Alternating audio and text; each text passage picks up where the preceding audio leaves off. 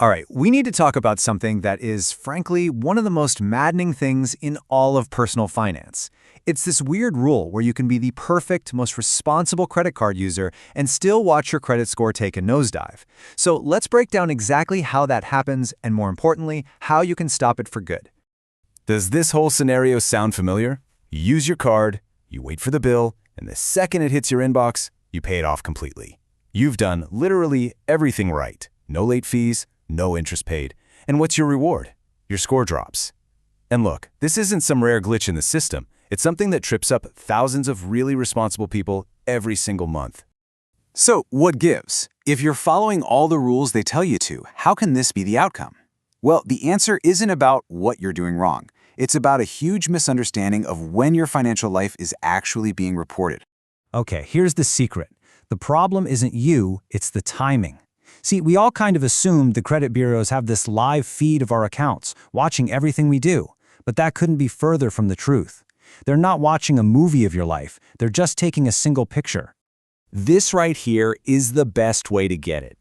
We think the credit system is this live-action movie, tracking our every purchase and payment. But in reality, it's just a series of still photographs.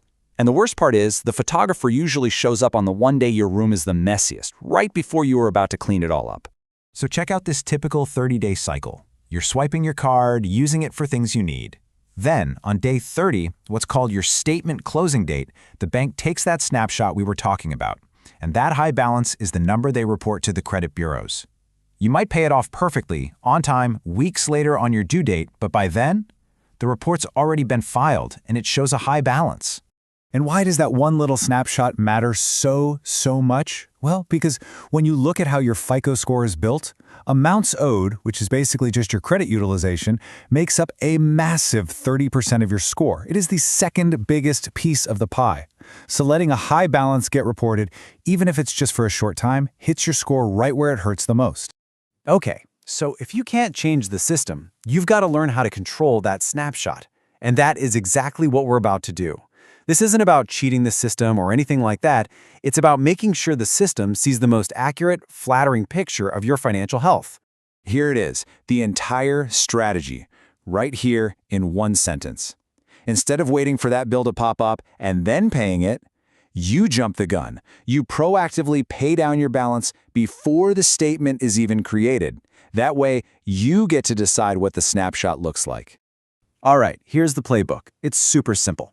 First, you've got to find that statement closing date. It's almost always on your PDF statement, not always easy to find in the app. Second, set a reminder in your phone for 3 days before that date. On that day, you log in and just manually pay off almost everything. Let a tiny balance get reported on the closing date. Then, you just pay off that little bit that's left by the actual due date, and boom, no interest. That's the whole trick. Now let's take this to the next level. If getting your balance low is good, then getting it all the way to zero must be perfect, right? Well, not exactly. To really squeeze every last point out of your score, you need to understand the weird psychology behind the algorithm. See, the scoring models, they kind of think in thresholds. Anything over 30% utilization on a card, and they start seeing you as a risk. Get over 50%, and they see it as a crisis. The real sweet spot, where you get the most points, is under 10%. And that goes for each card individually and your total credit combined. So this leads to the most logical question in the world. Should we be aiming for a big fat zero on our statement every single month? Is that the ultimate sign of a perfect borrower? And the answer, believe it or not, is no. It's weird, but the FICO algorithm actually wants to see how you manage active debt. If you report a zero balance over and over again, you're not really giving it any data to chew on. It's a paradox, but this can actually lead to a slightly lower score than if you showed some small, responsible usage. Now, for the perfectionists in the room, especially if you're about to apply for a huge loan like a mortgage, here's the pro-level move. It's called AZEO, which stands for all zero except one. The idea is you pay every single one of your cards down to zero before their statement date except for one.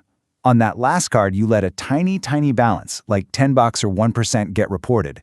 This signals to the system that you're active, but that you're an extremely low risk.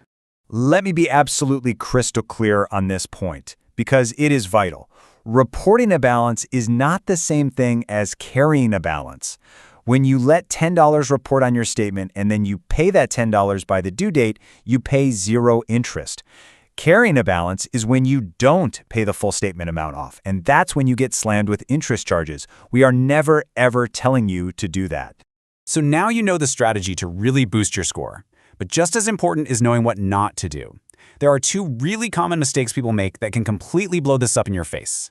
First thing to avoid is something called credit cycling. That's where you say, max out your card, pay it all off, and then max it out again all in the same month. To a bank's fraud department, that can look really sketchy, and they might just shut your account down. Second, whatever you do, do not close old, unused credit cards.